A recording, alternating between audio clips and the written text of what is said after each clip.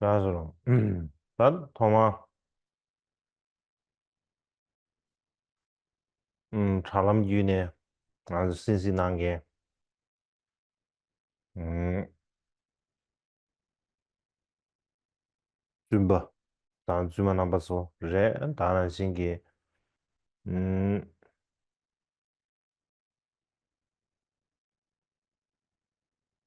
这个，去了我们那个，要是做不了了呀。Thomas. 공업상 섬주셔야지. 다른 모티네마. D'abord, 继续，那么我就别送学到motive마需要读心不嘞？ceux qui suivent ces enseignements en ligne, 咋的了呀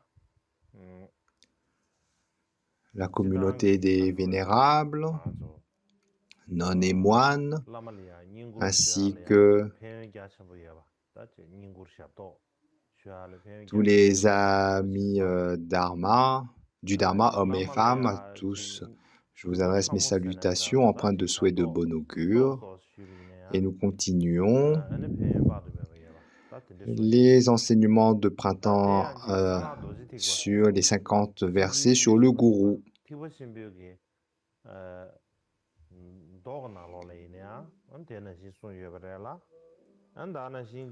D'une façon générale, à ce sujet, le fait de servir le maître produit de vastes bénéfices, vastes bienfaits. Il n'y a pas besoin d'en parler.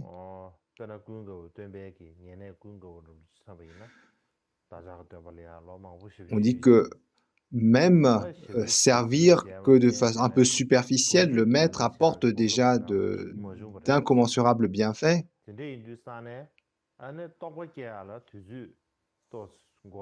Donc ça, c'est évoqué en particulier dans ces 50 versets sur le gourou, donc en particulier dans le véhicule des mantras secrets, mais également dans le grand véhicule et le véhicule fondamental. Par exemple, Ananda, il a passé de nombreuses années à servir le Bouddha. Il n'a pas vraiment eu l'opportunité de pratiquer la méditation et ça lui a pris du temps, plus que par rapport aux autres disciples, pour réaliser.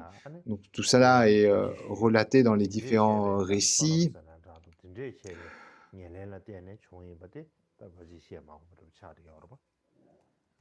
Mais par la suite, même si le premier héritier des enseignements du Bouddha est Mahakasyapa, la contribution d'Ananda, notamment au premier conseil, a été inestimable, puisqu'il était toujours à suivre le Bouddha, donc il a écouté tous les enseignements du Bouddha, et puis donc sa contribution par rapport aux enseignements par la suite est telle que c'est vraiment une figure de mérite en termes de rayonnement pour des qualités d'éveil, mais également de sa compassion. Et pour développer cela, on a quelques exemples qu'on peut citer, qu'on peut développer.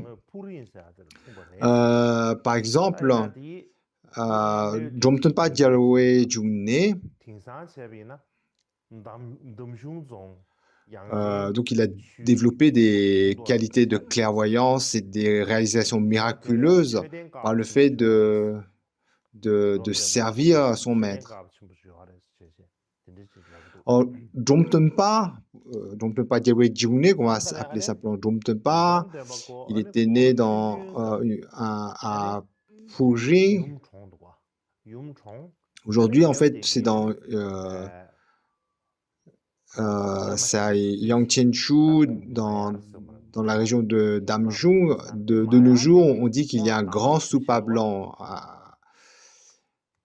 Quoi qu'il en soit, donc très jeune, sa mère décède. Et assez rapidement, son père se remarie. Donc il a une belle-mère qui, hélas, en fait, vraiment le maltraite. Si bien que, à l'âge de 14 ans, alors que son père était parti à Nîmes pour faire des affaires, il s'enfuit, il fugue. Et il va à Nimoshu, où il rencontre Yung Chung-gun, un pratiquant tantrique.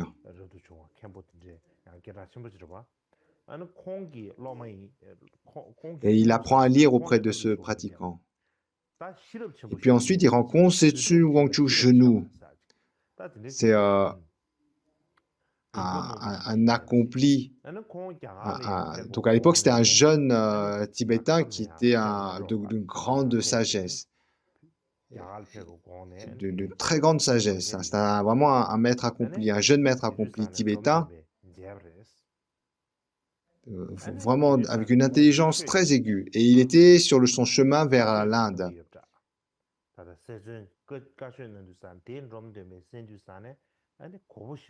Et donc sur le chemin, Dromtonpa, il rencontre ce maître, Setsu Wangchu. Et là, donc on le rencontre, juste en écoutant un enseignement de ce maître, il est pris d'une très profonde foi. Par la suite, Setsu Wangchu qui part au Népal pour se rendre en Inde, mais donc sur le chemin, il passe par le Népal. Et lorsqu'il arrive au Népal, il rencontre plein de panditas qui reviennent d'Inde. Et donc, il converse, ou il débat avec eux, il discute avec eux. Et au travers de différentes discussions, donc il s'aperçoit qu'aucun n'arrive à son niveau. Et en particulier, il débat avec un non-bouddhiste qu'il arrive à vaincre par le débat. Et en plus, il était expert dans l'astrologie chinoise, et puis il avait des facultés de clairvoyance déjà. Et notamment, par ses facultés, il dit à ce non-bouddhiste qu'il a défait par le débat, il dit, le corps de ton père qui est mort, il a été enterré, la tête en bas, sous un stupa. Et donc ce non-bouddhiste, en l'entend cela, d'abord il se fait défaire en débat, et en plus après il l'entend ainsi parler de son père, donc il ressent ça comme une insulte. Et la nuit qui suit ce débat, donc il se rend compte qu'il a vraiment contrarié, vraiment fâché ce non-bouddhiste, ce maître non-bouddhiste. Et puis il se dit aussi, tout d'abord il se dit la nuit tombée qu'il a rencontré beaucoup de grands érudits venant de Chine, qu'il en a rencontré plein, et puis il se dit que même en allant en Inde, il ne pense pas qu'il va rencontrer plus érudits comme Pandita. Et puis en plus, il pense que le fait d'avoir contrarié ce maître non-bouddhiste, donc probablement qu'il va vouloir se venger d'une façon ou d'une autre, par exemple en utilisant des mauvais sorts, etc. Et donc il décide à contre-cœur de retourner au Tibet, pensant que finalement... Et là, en retour du Tibet, il rencontre à nouveau Dromtonpa. Et Dromtonpa, lorsqu'il revient à la région de Niemo, il rencontre à nouveau Dromtonpa qui lui fait la requête de l'accompagner comme serviteur. Mais il répond en disant que s'il accepte, les gens vont penser qu'il a volé un enfant. Et par conséquent, il lui propose de venir l'année prochaine avec des marchands de la région du Kham. Et c'est ce que fait Dromtonpa l'année qui suit, alors qu'il a 16 ou 17 ans.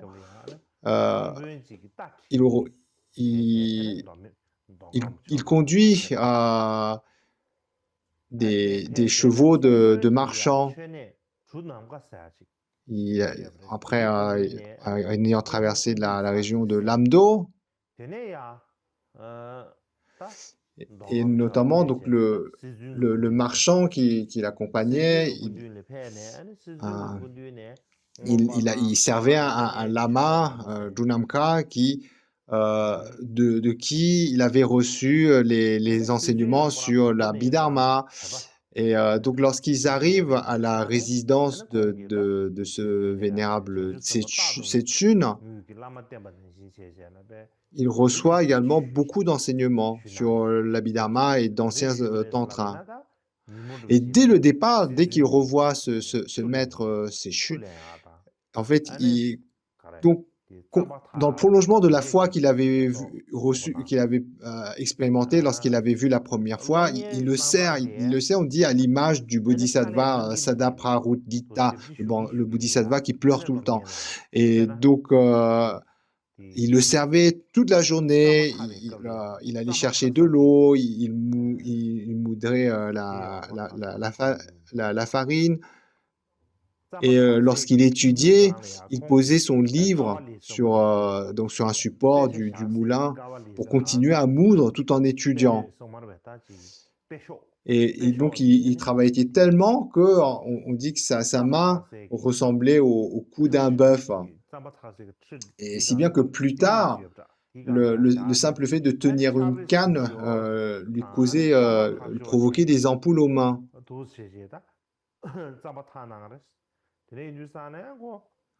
Et puis aussi, qu'on a dit, il cherchait souvent de l'eau, et du coup, le bas de sa robe, l'olé, souvent était mouillé, et en séchant, en fait, lui créait par frottement des irritations. Et comme il allait si souvent chercher l'eau, eh bien également, il avait des plaies au niveau des chevilles qui étaient visibles. Et notamment, Setchun, c'était un maître qui avait beaucoup de disciples. Et donc, il recevait beaucoup, il avait beaucoup de disciples et il recevait beaucoup d'offrandes, notamment des chevaux, du bétail. Et même s'il n'avait pas d'attachement pour cela, il disait que par compassion, il acceptait ces offrandes de bétail.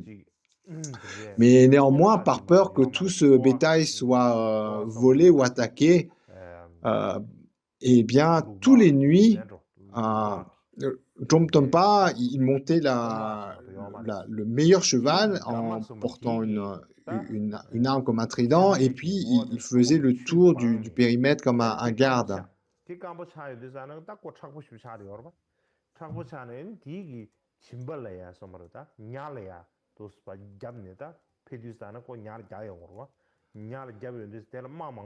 Et puis,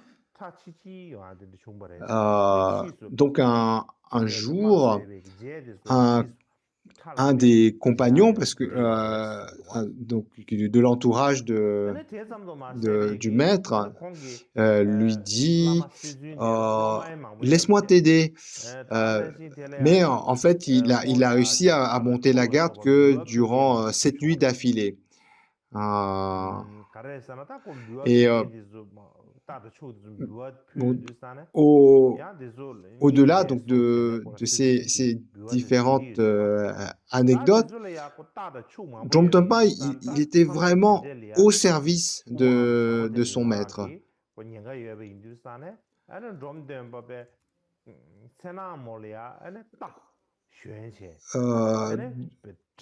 Donc, tout ce il cherchait en fait tout ce qu'il pouvait faire pour servir au mieux le maître. Donc, il allait chercher donc, par exemple, on avait évoqué le fait qu'il cherchait de l'eau, qu'il s'occupait de moudre les céréales pour le maître et son entourage. Il veillait au bétail. Et en plus de cela, régulièrement, il se demandait comment, en fait, il était obsédé par l'idée de comment servir au mieux le maître. Et donc, il se donnait vraiment beaucoup de peine. Et Et donc, par exemple, le fait de monter de la garde la nuit, c'est quelque chose de difficile parce que déjà la journée, il y a toutes ces activités à faire. En plus, la nuit, ne pas arriver à dormir.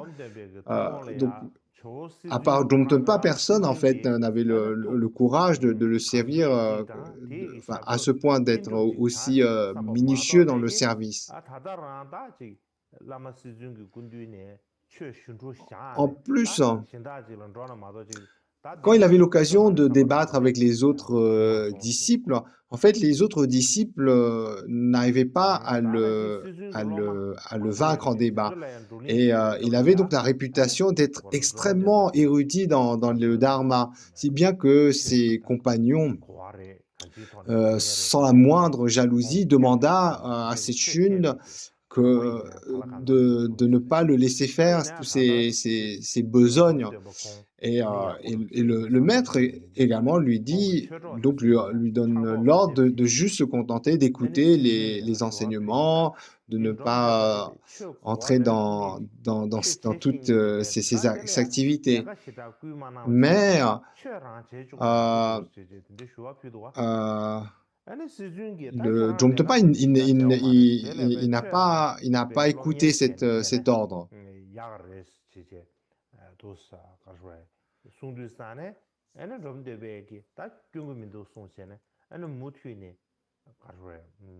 Donc pour lui, ce n'était pas convenable de ne pas servir le maître.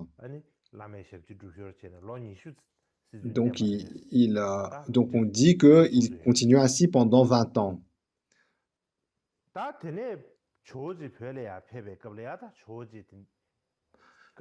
Et ensuite, le Atisha arrive au Tibet.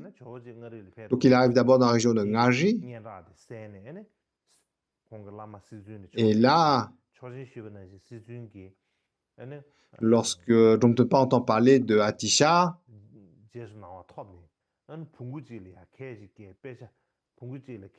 il demande la permission d'aller le rencontrer. Et le maître Sechun lui donne un âne avec chargé de textes et différentes choses. Et donc il l'envoie. Et donc Jomtönpa voyage jusqu'à Ngaji et rencontre Atisha en personne. Et durant 18 ans, ça veut dire jusqu'à la mort d'Atisha, Jomtönpa, à l'exception de quelques mois, au cours de 18 années, il est constamment dans la présence d'Atisha. Il lui offre ses services, et on dit à un tel point que personne ne pouvait le servir mieux que lui. Comme par exemple, il veillait la nuit de sorte que les lampes à beurre qui étaient offertes puissent demeurer allumées toute la nuit, ce genre de choses.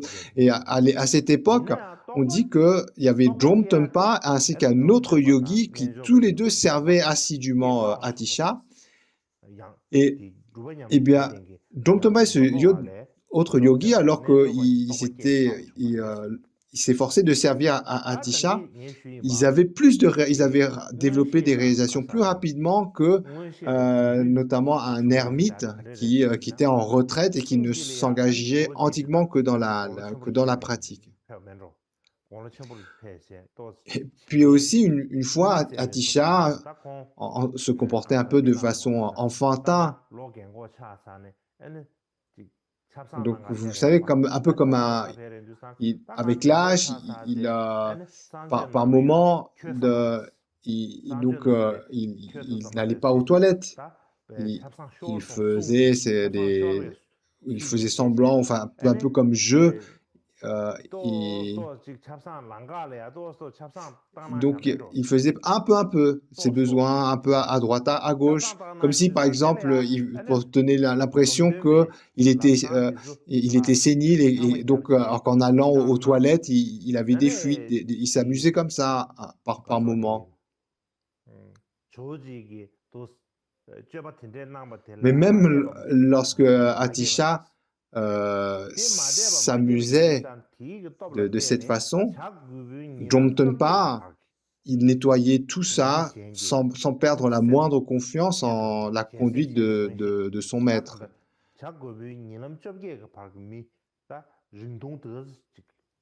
Et donc, notamment dans différents textes, comme les livres bleus, les annales bleues, donc on dit que Domtpa avait développé une clairvoyance qui lui permettait de lire très clairement dans le cœur des autres.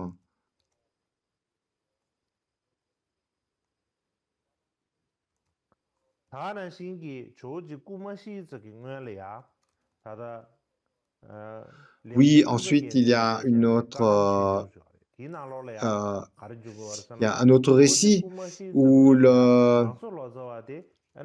donc il y a un des principaux traducteurs de Atisha, avant de repartir en voyage, donc au moment où donc tous les proches sentaient qu'Atisha allait mourir, et donc là ils discutaient, et euh,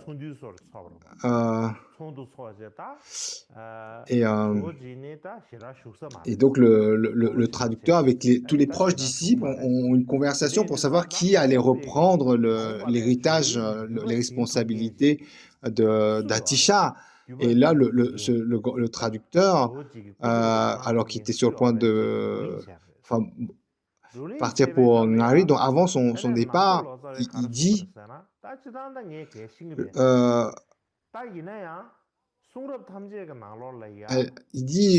en fait, tout ce que je sais des Écritures, c'est que quelles que soient les qualités que l'on développe, elles viennent du Maître. Et il dit, aucun d'entre nous, personne ne sert mieux Atisha que Jomtempa.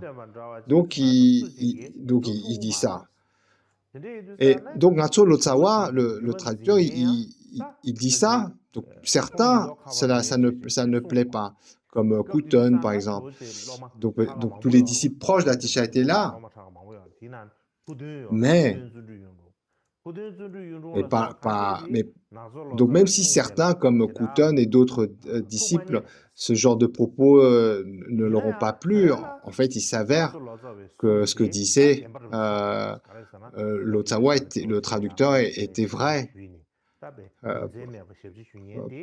Par la suite, Jomtempa, en fait, c'est un des principaux disciples de Atisha, et qui a notamment donc un rayonnement exceptionnel dans la transmission de l'héritage de Atisha.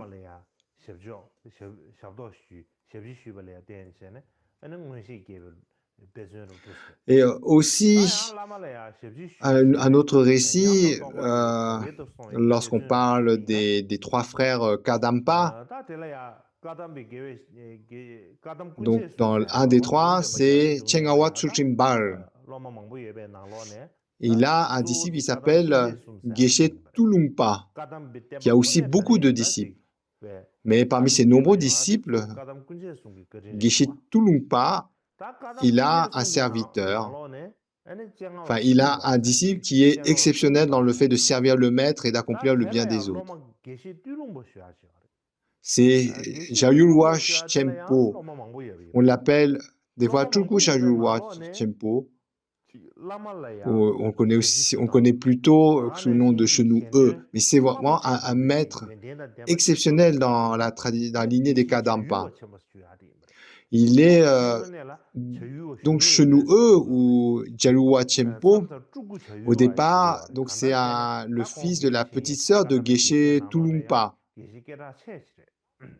Et dans un premier temps, il est serviteur de Tulungpa pendant 5 ans.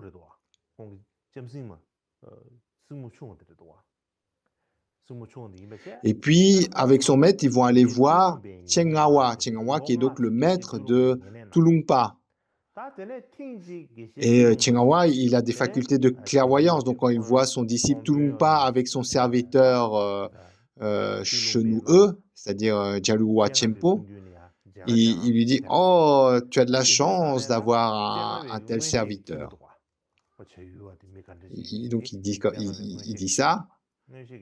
Et Geshe Tulungpa, en entendant cela, il dit, mais est-ce que tu devrais, si vous devrais-je vous l'offrir? Voilà.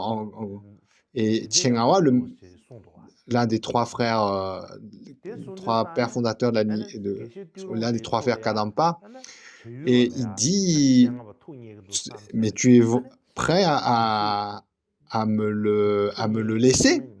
Et Geshe Tulungpa, il met une kata autour du cou de Chenue, Jalua Chenpo, et il l'offre à son maître Chengawa. Et après avoir offert,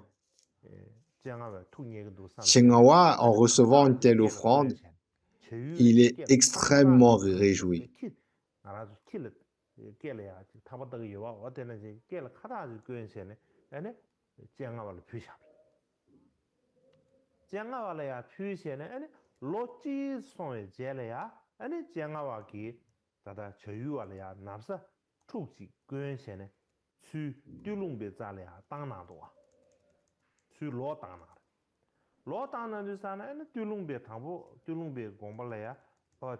Et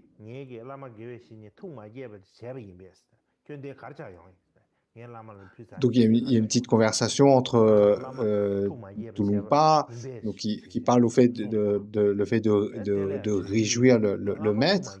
Donc Tulungpa, il dit,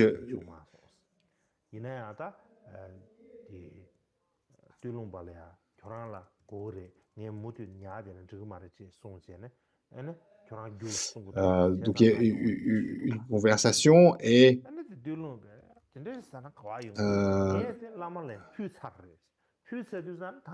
par la suite, donc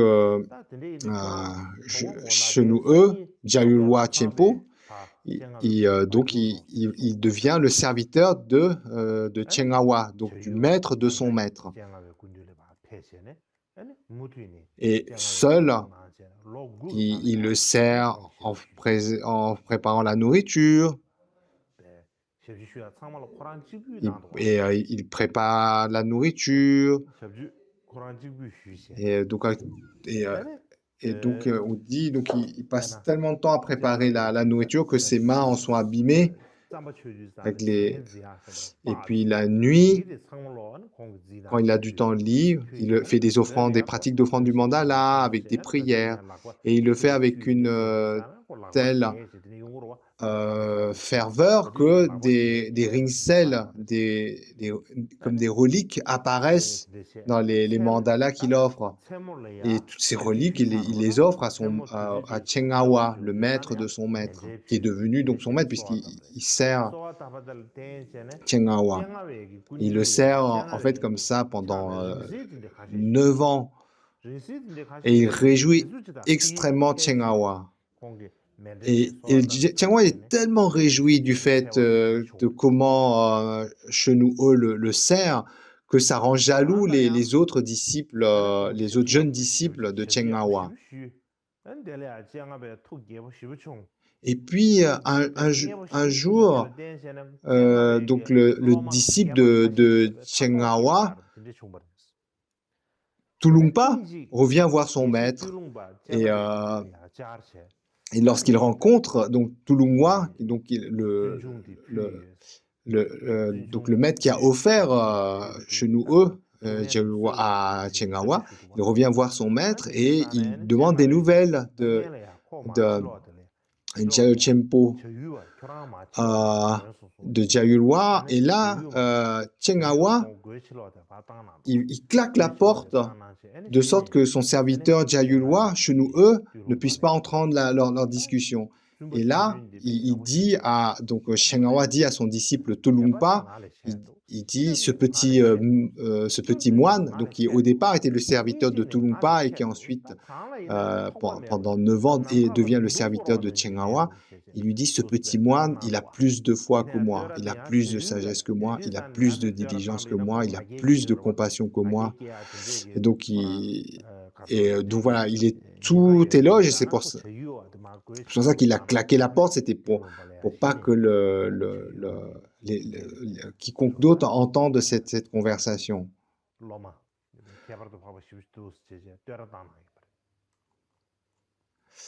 Et, et certaines personnes pensaient, il y avait beaucoup de gens qui pensaient que Chiang Hua, en fait, comme il passait son temps à servir Chiang Hua, il ne connaissait rien au Dharma.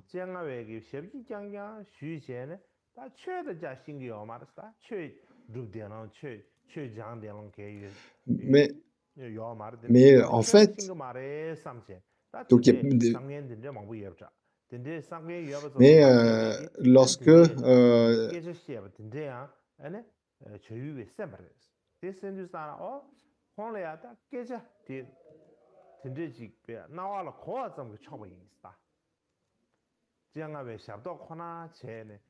mais, mais ce n'est pas en fait euh, un jour donc il était sorti pour jeter des cendres. Donc, traditionnel, à l'époque, lorsqu'on fait par exemple la cuisine, etc., il y a des cendres. Et donc, il était une fois sorti pour de jeter les cendres. Et en rentrant, il monte des marches. Et à la troisième marche, une marche, deuxième marche. Et lorsqu'il arrive à la troisième marche, il a la perception de comprendre tous les enseignements, le sens de tous Donc il a atteint une concentration méditative où il comprend tout le sens des enseignements du Bouddha. Et là, il acquiert la confiance des bienfaits de servir le maître. Au point que il se dit, ah, ces geishés de Kimé, ils passent leur temps à étudier uniquement, ils ne font aucun effort pour servir leur maître. Mais c'est une énorme erreur. Donc, par son expérience personnelle, il dit cela. Il dit, ah, tous ces geishés de la région de Kimé qui mettent tellement d'efforts à uniquement étudier sans servir le maître, c'est une immense erreur.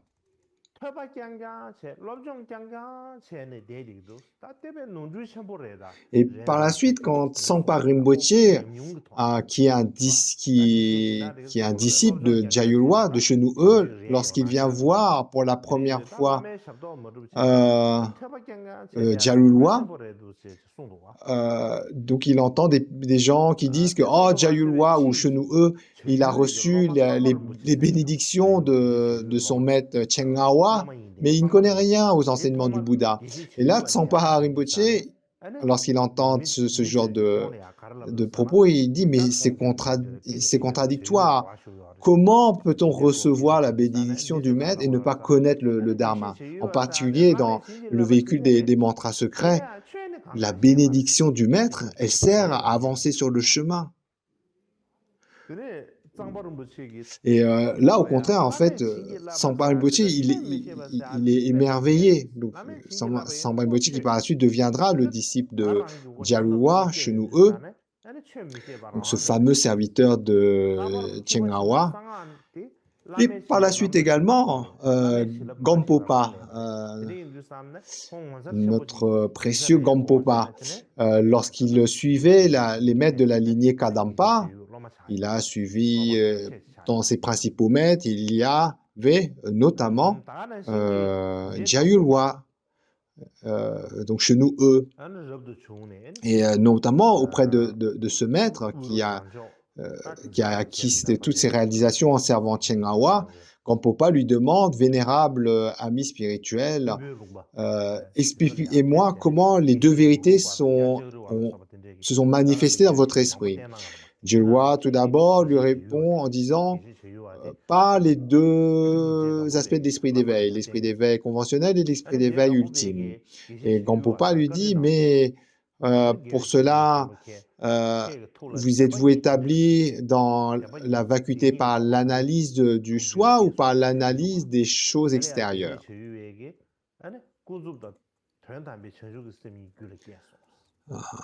Et Donc pour l'analyse de soi, souvent, donc c'est comme par exemple, comme on dit dans la tradition, dans le Kagyu, on dit lorsqu'on cherche le soi, on réalise qu'il n'y a pas de soi, etc. Ce genre de référence. Euh, donc, ce que répond Jaewa, donc à la question de Gampopa sur comment le fait d'établir la vacuité, est-ce qu'il lui-même l'a établi par l'analyse du soi ou par l'analyse des perceptions extérieures. Et Jaewa lui répond en disant que si on est blessé par une flèche, simplement mettre des produits sans retirer la flèche n'aide pas. De la même façon, lâcher le voleur dans la forêt en fermant toutes les issues du village n'aide pas non plus. Et par conséquent, il convient d'établir, de réaliser la vacuité en examinant son propre esprit. Et il dit en faisant ainsi, les apparences extérieures naturellement se libèrent. Tout est par nature dépourvu de soi. Et Gampopa lui demande comment cela s'est manifesté dans votre esprit. Et là, il répond, ça s'est manifesté dans mon esprit lorsque j'ai pour la première fois servi Chengawa. Un autre exemple, dans la lignée Drigung, Jiten Sumgun, le maître Jiten Sumgun, il a son Chenga Jarpa Jungné, son disciple. Et d'après les livres bleus de Golotsawa, pendant 15 ans, de 15 ans à 30 ans, 4 ans, il sert donc son maître Jiten Sumgun. Et il reçoit par la suite le nom de Tienga Jakpa June. Tienga, en fait, ça veut dire dans la présence. Parce qu'il a servi tellement longtemps. De 18 ans à 34 ans, il était le serviteur de Jiten Sumgun. Et lorsque son maître Jiten Sumgun enseignait, ce grand maître de la lignée Drigung, Tienga Jakpa, il s'asseyait à sa droite. Et puis, après avoir fini tous ses services, tous les tâches, ses corvées, dans la soirée, il révisait ses études et au milieu de la nuit, il commençait à méditer. Et donc, ce Chenang Gakpa, il n'a pas pratiqué en retraite. Il n'est pas parti en retraite, puisqu'il était tout le temps à servir son maître. Mais néanmoins, il n'a jamais, il a toujours eu la perception de son maître comme étant un Bouddha.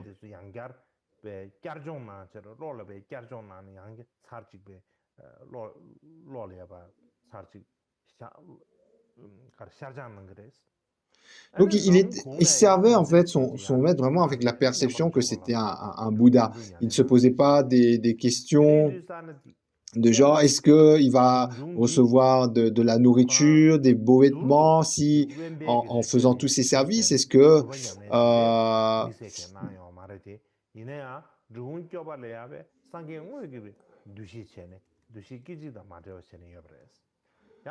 et à 34 ans, en fait, il est nommé pour prendre Paju, pour prendre le monastère de Paju.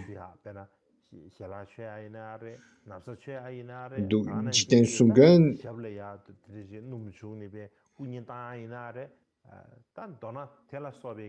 donc le fameux Paju Chenga,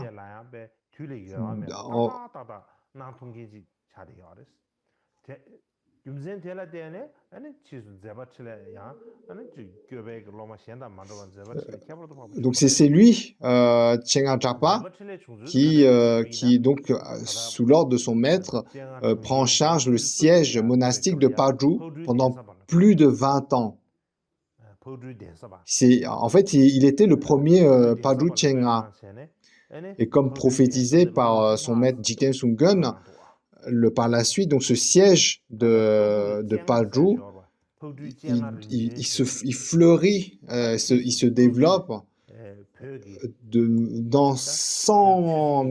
centaines de fois, par de milliers de fois plus grand qu'avant.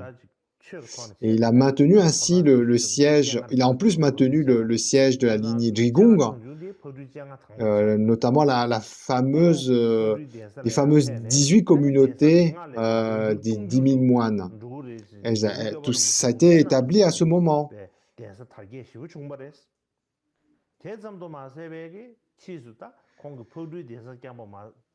Et par la suite, donc lorsque il décède, Satya Pandita en fait lui rend hommage, notamment en disant qu'il n'y a pas d'amis spirituels comme lui sur Terre au moment où...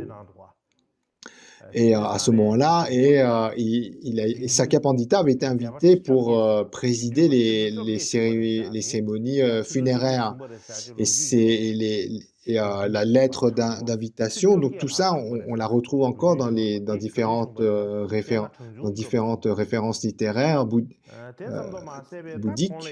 notamment donc les collections de la lignée Satya.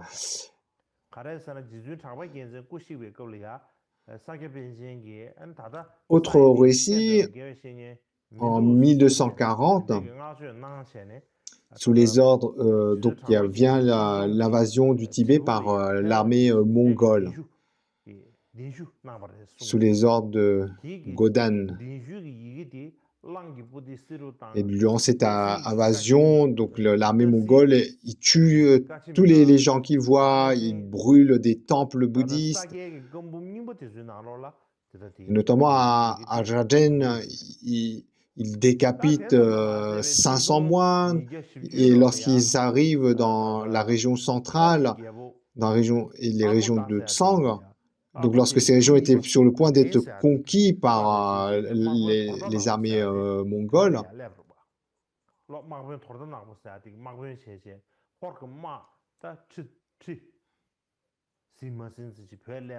donc à ce moment-là,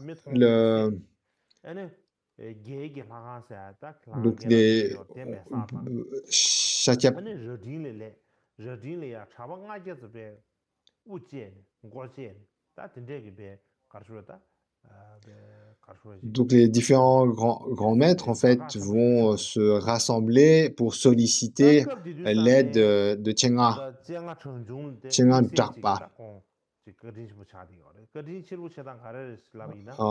Donc en lui disant que seul vous, l'omniscient Chenga, vous avez le pouvoir de repousser une telle armée puissante. Donc Sakya Panchen, qui est venu à pied depuis la région de Satya, donc on fait ces requêtes, et par la suite, Chenga, on dit qu'il arrive à repousser avec des pluies de pierres les armées mongoles.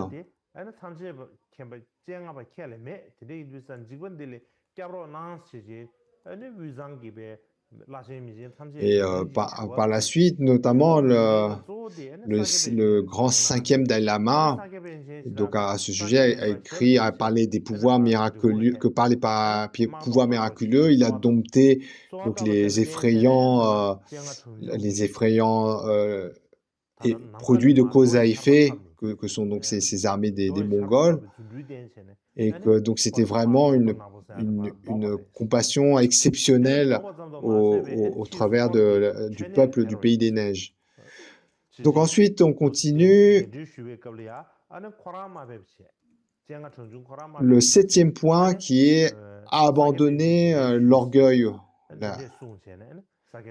Donc là, on revient dans le thème général pour développer le respect vis-à-vis du maître. Pour rappel, il y a 8 points. Premier point, faire des offrandes. Deuxième point, voir le maître comme un Bouddha. Troisième point, accomplir ses instructions. Quatrième point, porte sur les objets, l'entourage du maître, etc. Et on est au 7e point. qui est abandonner la fierté. Il y a 3 sous-points: abandonner l'orgueil lorsqu'on écoute les instructions du maître, abandonner l'orgueil lorsque on écoute le dharma, etc. Et 3e point, abandonner l'orgueil dans son comportement. Alors, 35e stance, quand on demande au gourou quoi faire, donc répondre rapidement: je ferai comme vous dites, joindre les mains sans distraction, écouter les instructions du gourou. Ensuite, lorsque l'on tousse, qu'on rit, etc., couvrir sa bouche avec la main.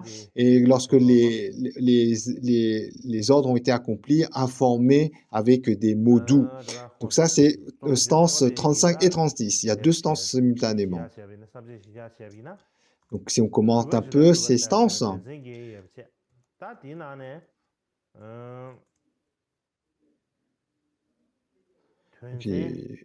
on va voir sans la diapo, ça ne va pas convenir.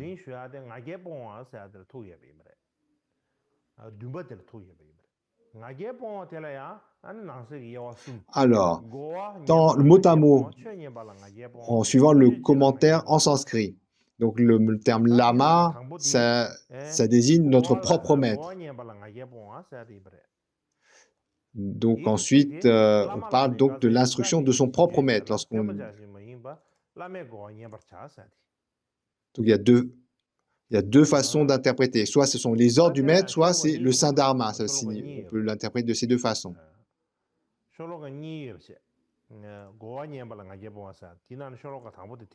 Ensuite, le fait de demander les instructions, donc il y a une expression en sanskrit qui veut dire « veuillez donner vos instructions ».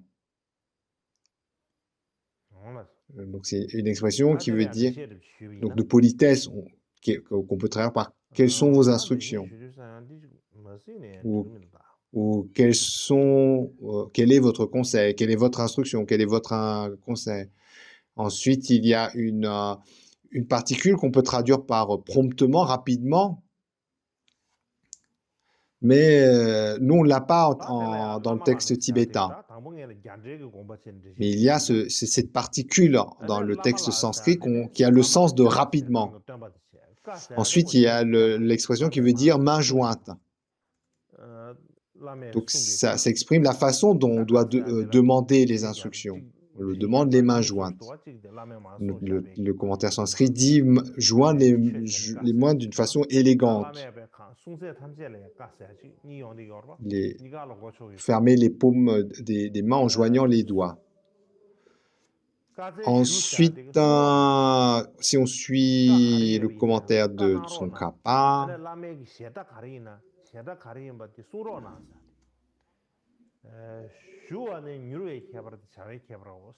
tout d'abord, on demande au maître « qu'est-ce que je dois accomplir ?» ou « veuillez me donner les instructions ». Donc c'est le sens du premier vers. Et lorsque le maître donne les instructions,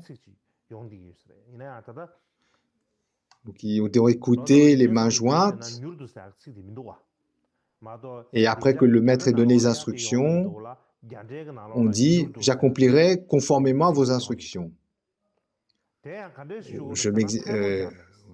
J'accomplirai conformément à vos instructions.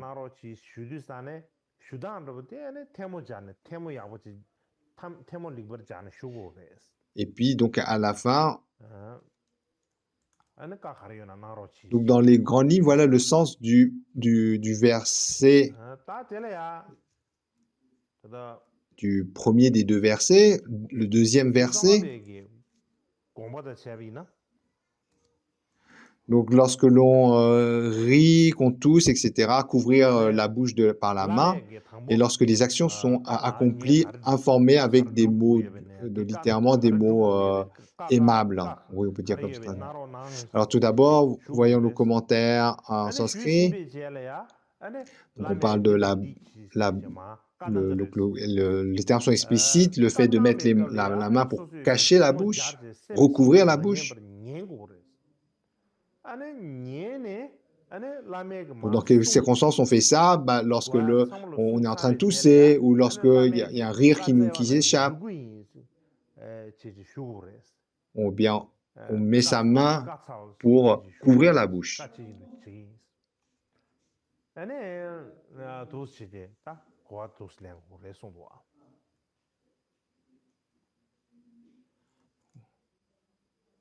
On couvrira la bouche.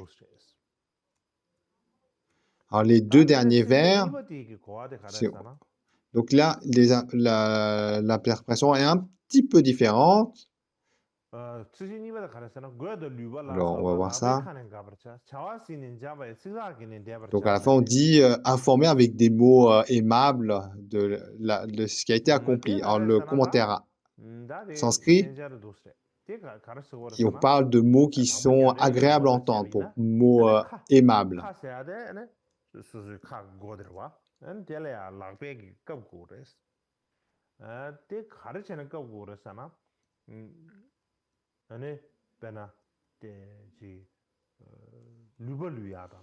Donc, des mots qui sont plaisants. Comme par exemple le matin, on dit comment allez-vous, puis le midi. Donc, le matin, comment allez-vous ce matin, ou est-ce que c'est, ou lorsque vient le midi, donc comment est votre midi? Et par exemple, de nos jours, ce serait comme si le matin, on dirait bonjour du matin, bonjour du midi. En fait, c'est pas comme ça qu'il faut qu'on le comprenne.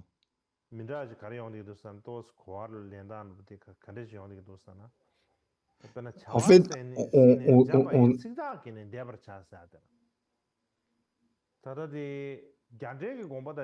en fait, en fait, c'est pas simplement des formules de politesse, c'est-à-dire le matin, on interroge le maître pour savoir, donc par exemple, comment il a repris son repas. En fait, on s'interroge vraiment par rapport à la santé du maître, aux difficultés qu'il pourrait avoir.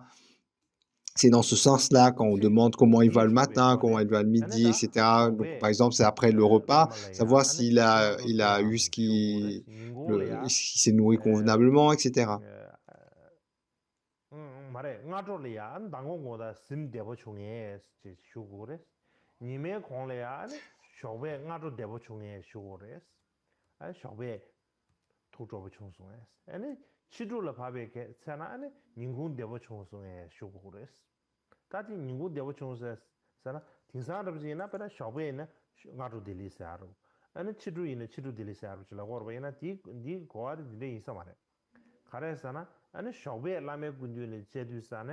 Donc, dans un premier temps, on a demandé au maître de donner les instructions.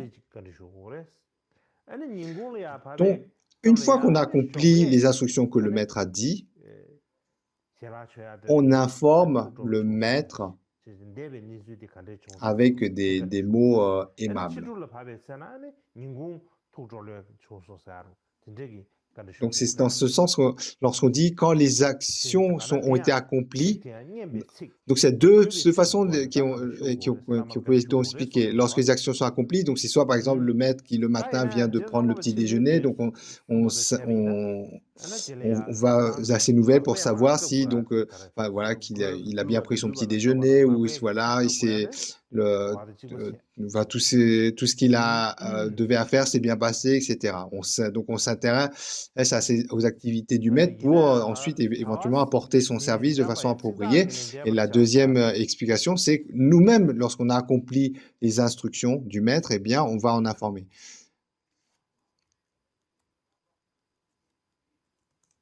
Et lorsque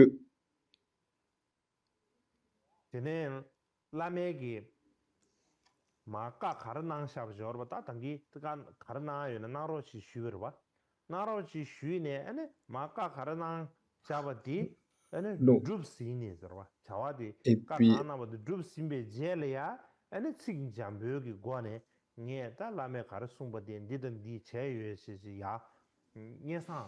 Et donc aussi cette façon de ne pas tourner le dos au maître, comme par exemple Milarepa, qui toujours en fait était, respectueux de Marpa et jamais ne lui tournait le dos. Et de nos jours encore, il y a cette tradition. On ne tourne pas le dos à des personnes qu'on l'on respecte. Et là, donc le partie B, abandonner l'orgueil lorsqu'on écoute le Dharma, etc. Donc c'est la stance 37 qui vient d'être dit, où on évoque le fait de s'asseoir dans leur présence avec donc en étant discipliné, bien habillé, les cheveux bien arrangés, et puis donc assis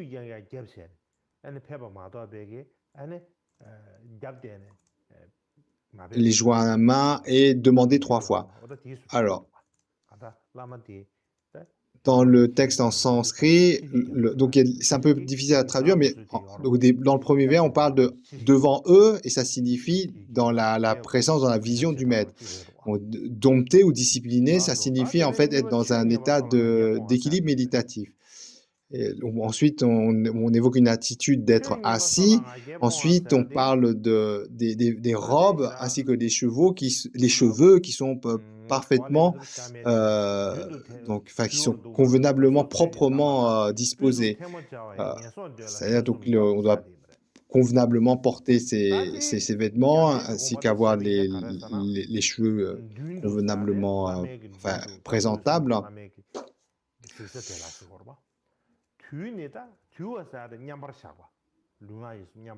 Ensuite, on parle de le fait d'écouter le Dharma, etc.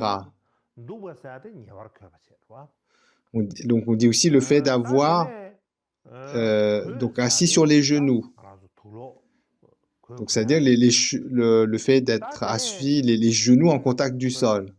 Et ensuite aussi, il faut avoir les mains jointes. Et ensuite, on dit qu'il faut demander 3 fois, faire la requête 3 fois. Donc, c'est ce qui est dit dans ce verset. C'est-à-dire,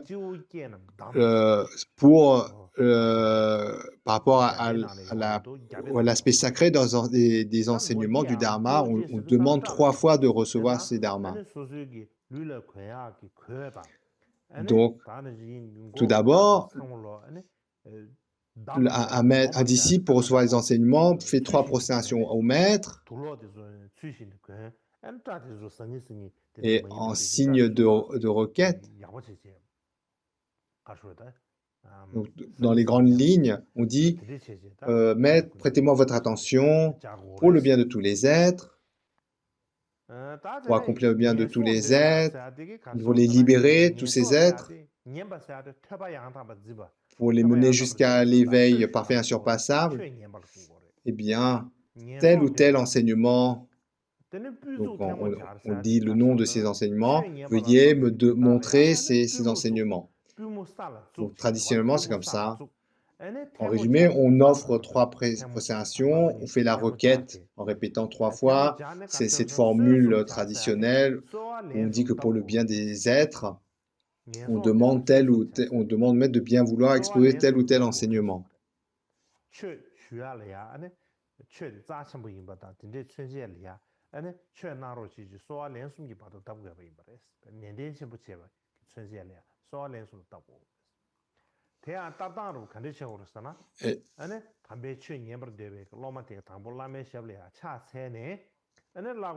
Et là, dans le commentaire de Tsongkhapa, donc c'est très similaire.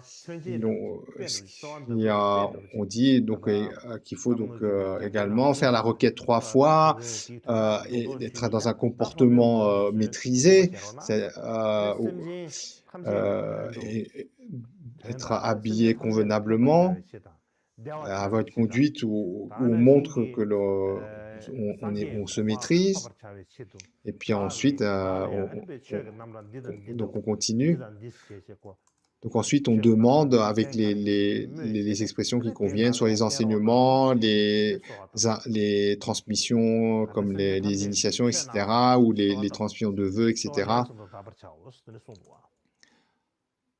En troisième point, dans tous vos actions, dans tous vos services, laissez votre esprit libre d'orgueil. Donc, troisième point qui est abandonner l'orgueil dans notre comportement. Et là, on va suivre. Alors, donc j'ai pas traduit le 38e, mais donc laissez votre esprit libre d'orgueil, soyez donc comme avec la pudeur ou la retenue à l'image d'une jeune mariée. Alors, ensuite, il y a aussi le 39e verset, dans la présence du maître.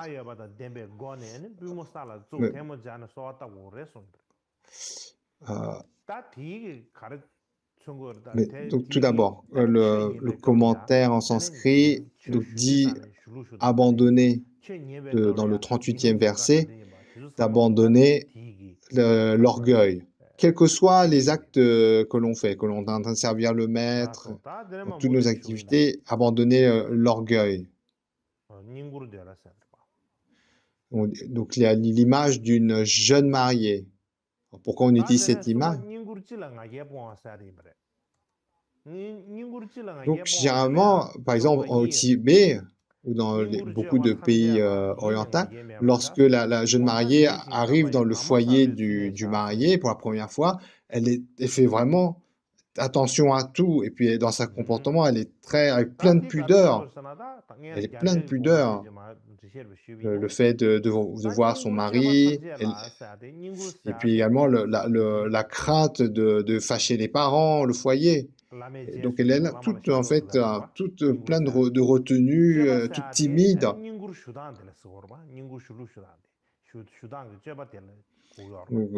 Donc, vraiment typiquement l'image qu'on a de la jeune mariée qui arrive dans son nouveau foyer, c'est que vraiment elle est très très craintive, toute timide, vraiment vigilante à tout, à ne pas faire la moindre bêtise. Donc c'est un peu à cette image dont on parle d'une jeune mariée. Et on dit qu'elle doit être un peu comme dans la crainte, on dit être embarrassée, mais on parle que ce soit on utilise des termes de pudeur ou de timidité. L'idée ici, c'est pas une timidité dans le sens où on est simplement timide par caractère, mais c'est vraiment une timidité dans le sens où on a peur de faire une bêtise. Ici, en fait, sous-entendu, on a la peur d'accomplir un acte négatif.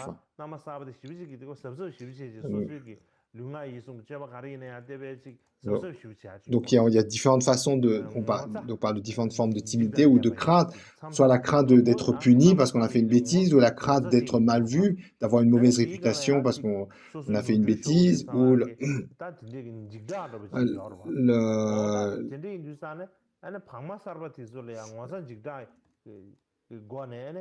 donc on parle le fait d'une timidité qui fait que l'on va préserver son attitude tant au niveau du corps, de la parole que de l'esprit.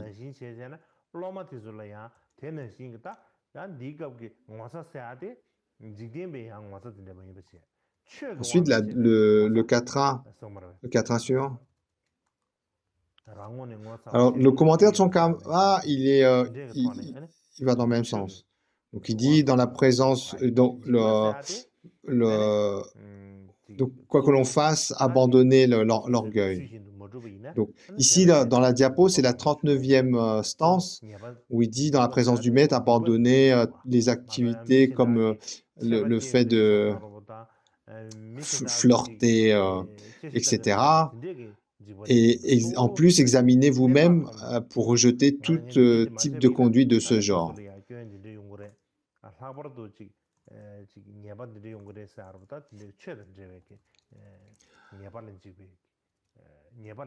Et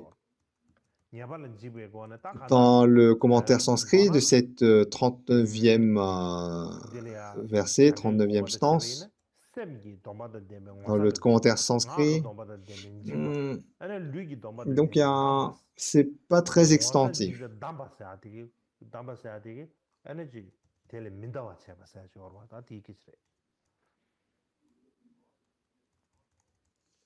quelles que soient les activités que l'on accomplisse devant le maître, donc il convient d'avoir une introspection, se dire est-ce que c'est convenable que j'accomplisse de cette façon ou autrement, par rapport aux vœux qu'on a, etc. Et dans le commentaire de Tsongkhapa à ce sujet, donc ici, lorsqu'on parle d'activités comme flirter, etc., donc il dit, c'est que au travers des termes flirter, etc., on parle d'actions qui sont dirigées par le désir ou l'attachement. Donc s'engager dans des actions qui sont mues par le désir, l'attachement devant le maître, donc ça c'est pas bien.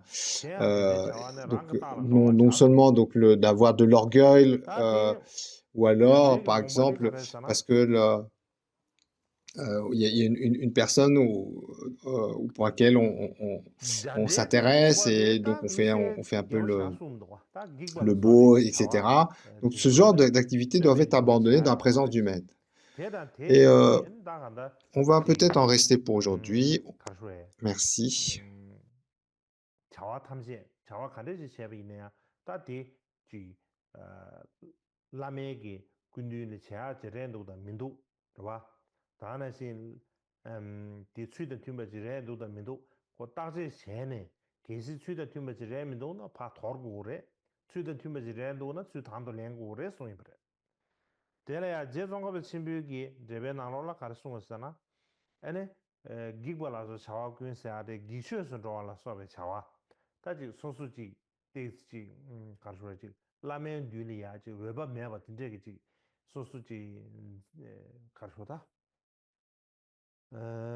제보다 직보요 알아 수업 된제기 에네 샤바디 상물로 아니 라멘 듀도 빵고레스 텔레 셴도 큐바다 아게게야 당 다나시 소수지 에 미신다 그 통난 제보요 다 된제기 쥐바 마웨브 미리바 드다 탐제기야 아니 유해진 테바레도 민도 소수기 따제 셴네 계시 유해진 테바레 민도 그 상물로 빵고레서 라소다 파지 디닌 디네르 제도가 디린 슈야 다스 참샤고 알셰샤 라소